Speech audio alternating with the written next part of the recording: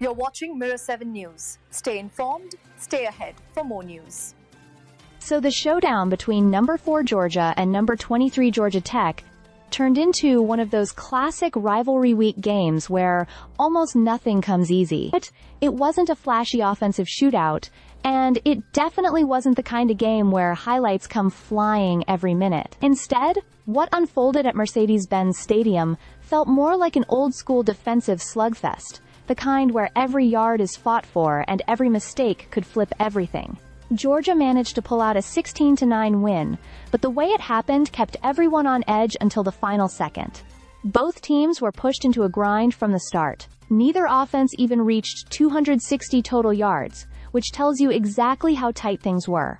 Drives stalled, punts piled up, and every possession felt precious. The only touchdown of the game ended up being the deciding difference, which says a lot about how little breathing room either side was given. Late in the fourth quarter, Georgia Tech still had life. Trailing 16-9, they were stuck on defense with about 3.5 minutes remaining, and at that point it looked like Georgia would be able to ice the game. But the Bulldogs' offense couldn't close it out, which cracked open the tiniest window of opportunity. Tech didn't get the ball back until just 13 seconds were left, but they made those few moments dramatic. A quick strike moved the ball all the way to Georgia's 44-yard line with 1 second remaining, setting up a final heave toward the end zone. Haynes King launched the Hail Mary, and for a split second, the stadium held its breath.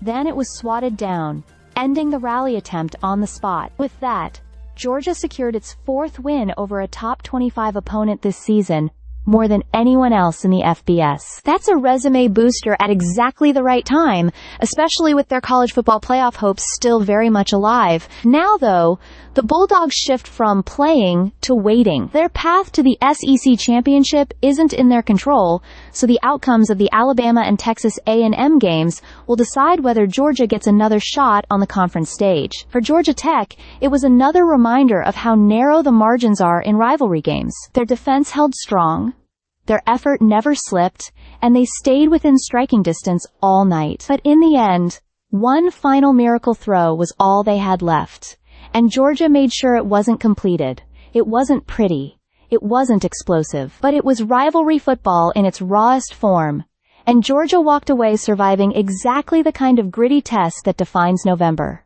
Stay subscribed for more videos.